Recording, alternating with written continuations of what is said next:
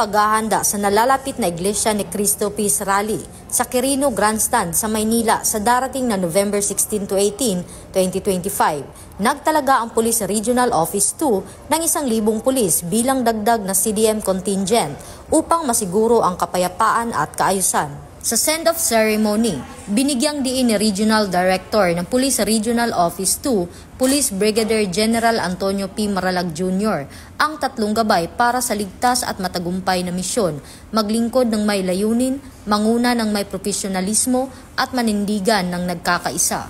Ang CDM ay mahalaga sa pagpapanatili ng kaayusan sa mga pampublikong pagtitipon at kilos protesta nang hindi lumalabag sa karapatang pantao. Ang naturang contingent ay karagdagan sa higit 16,000 pulis na magbibigay ng seguridad sa publiko at mga tagapagpatupad ng batas sa nasabing rally.